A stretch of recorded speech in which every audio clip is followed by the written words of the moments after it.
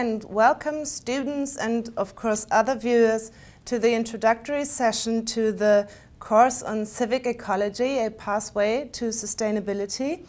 My name is Anna-Katharina Liebscher. I work at the University of Bremen. I'm a member of the Virtual Academy of Sustainability. So if you have any questions on the Virtual Academy or the course, don't hesitate to contact us. Our contact information will be provided to you later on. In this introduction, I want to introduce you to Professor Lopez, who will give this course on civic ecology, and who is a professor of environmental studies at Texas State University in the United States. He will tell us about his work there later. And I will make you familiar with the structure of the course and the way to study this course and the respective lectures. And I will also give you information about the examination you can take about this course. But let us, first of all, give Professor Lopez some minutes to introduce himself. Thank you, Katarina. My name is Vince Lopes, and I am a professor of environmental studies at Texas State University in Texas, United States. And I'm currently here in Germany as a visiting Fulbright scholar at the University of Bremen. While in Bremen, I have taught classes in education and sustainability, as well as sustainability and society.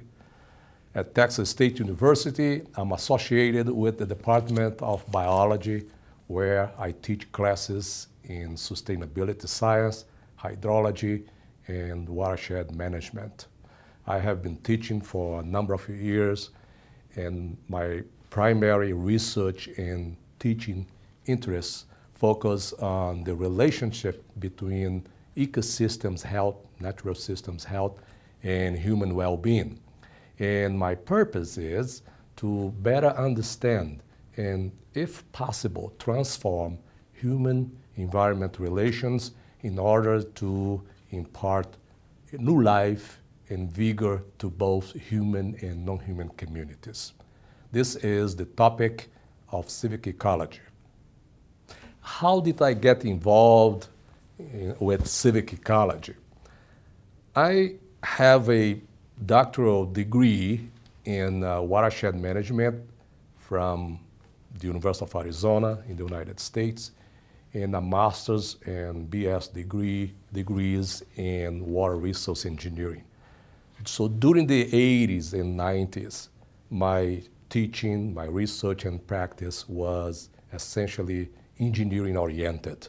And by that I mean, although at that time I had interest in sustainability issues and to promote sustainability and find solutions towards promoting sustainability, my approach was focused narrowly on engineering, finding engineering solutions, which I call technocratic or top-down solutions. I was always the expert. I was the one who knew what was the problem. I was the one who understood the problem well, and I was the one capable of finding solutions to the problems with which I came confronted. However, you know, early in the 20th century, I mean the 21st century, more or less 2001, 2002, I started realizing that not just mine, but many other top-down approaches, engineering-based approaches, are necessary but not sufficient. There was something missing. And I figured out later on that what was missing was the community engagement, the community participates. The stakeholders, the members of the communities which were directly involved with the problems, obviously should be the ones who would have the most to say in the decision process and in finding solution to the problems. My role actually, instead of being an expert, I should more act as a facilitator, helping the community to create a vision, a shared vision, and work together towards solving their problems. Therefore, you know, by 2001, I start changing the direction of my research and teaching activities in order to embrace a more participatory, a more community-based approach to resource management. By 2010, 2011, I started calling this approach civic ecology. What is interesting about civic ecology? As I said, most of the approaches, existing approaches to resource management are still very much top-down technocratic approaches, doing what, as I said previously, trying to find engineering solutions to problems without taking into consideration the human dimension of the problem. So obviously there are many approaches that start taking into consideration the human dimension into the solution, to finding solution to problems. However, what is interesting about civic ecology is because it works at the community level. So by a community, I define a group of people who live close by in a spatial area, in a region or a watershed, and they are confronted with a problem that are relevant to them as members of a community. So civic ecology is a community, is an approach that is based on the engagement and efforts of the citizens in developing a vision and finding solution to the problems and managing the environment and transforming the relationship between themselves and the environment in which they live and depend upon for survival. So in my opinion, this is a very powerful approach to sustainability, because although we have been talking a lot recently in finding solutions, global, universal, large-scale solution to sustainability problems, in my view, the journey towards sustainability should start at the local, regional level, at the community level. And I think civic ecology has a very unique approach to take us through that journey. By taking this course, you will become familiar with a set of approaches and theoretical ideas that promote this community-based participatory approach to sustainability. You will become familiar with things like ecosystems and the relationship between ecosystems health and human well-being. You will be become familiar with the emerging concept of resilience, as well as complex adaptive systems, ideas related to self-organization and emergence, which are very, very powerful concepts in trying to understand the dynamic of living systems. So civic ecology, in my view, provides a powerful approach to attaining sustainability and promote, as well as to promote the necessary transformation that will lead us to a qualitatively different relationship between humans and environment, which I believe is what we need, because that relationship is at the root of our contemporary social ecological problems. So therefore, that relationship needs to be changed. So I would invite you to join me in these lectures about civic ecology and learn yourself about this approach and the ideas that will be presented here that perhaps you can implement in your own career and your own life in dealing with your social as well as ecological relationships. What's about sustainability in my personal life? Well, for many, sustainability is a goal. For me, sustainability is an outcome of a process. So by that I mean, if you change the way you live, your way of life, the way you relate to other human beings and to the environment, that change can promote sustainability. In other words, sustainability is something like justice, is not a goal in itself. I mean, it is an outcome of a process that results from a series of activities and lifestyles and ways of life. I am a person who try to live a life based on what I call ecologism. See, ecologism is the concept that we humans are deeply embedded in and dependent on the natural environment. Our minds, the human mind, for example, is an emergent property of natural systems. So mind emerged from life as well as life emerged from matter.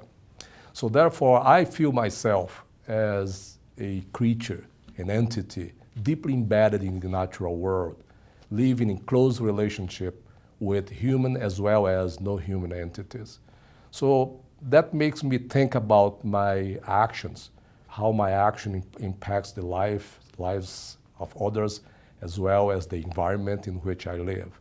I recognize that that's not easy because we live in a modern society which is dominated by consumerism and convenience.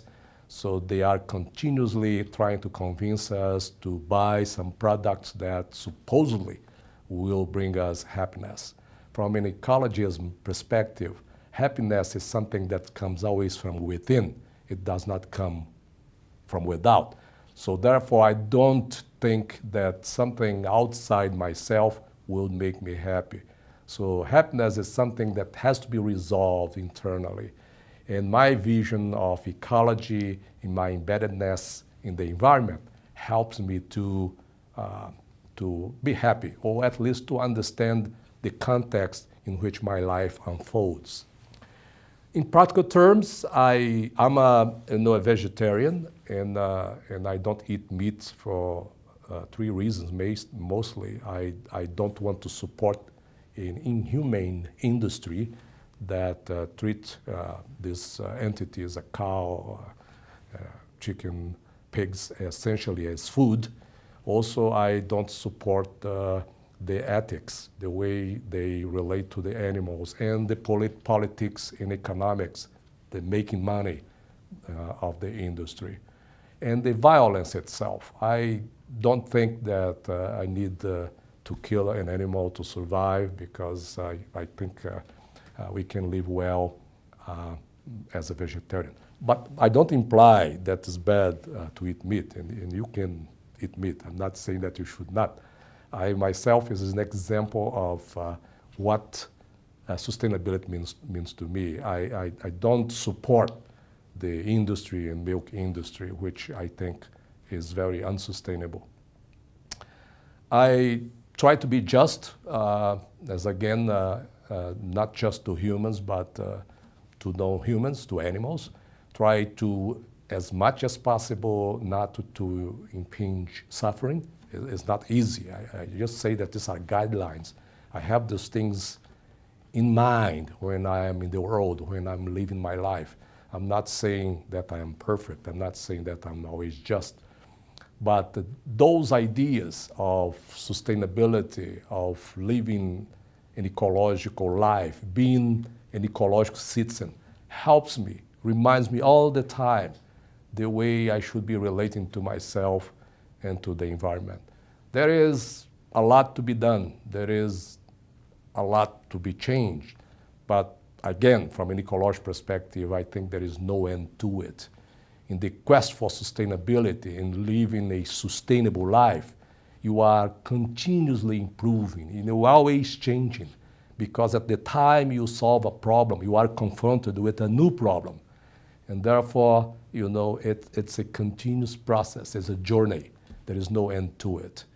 And this is more or less how sustainability is embedded in my life.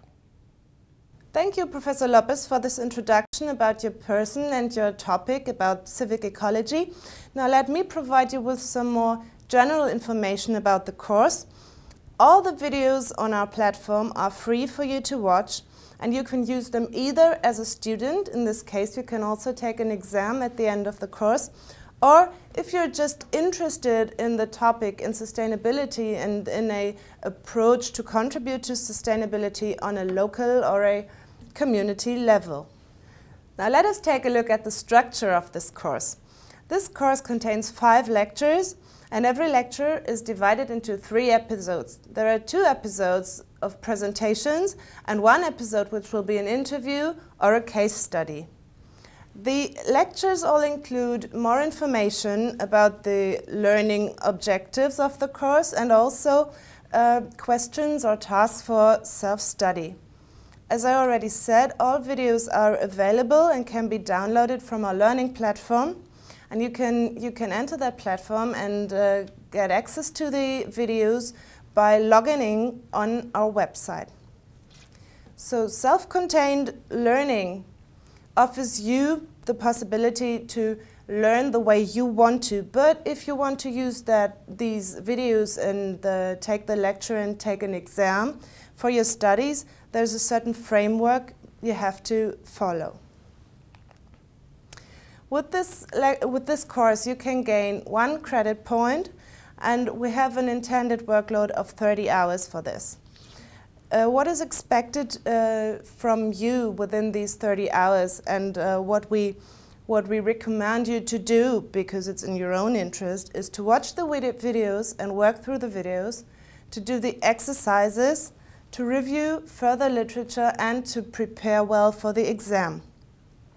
More information about the way to study the course and how the exams are organized you will find on our learning platform. So some more information about the electronic examination. We work with several universities, so please check if your home university is one of our collaborating partners. If it is not, please don't hesitate to contact us. Then we will hope to find a solution how you can nevertheless take the exam.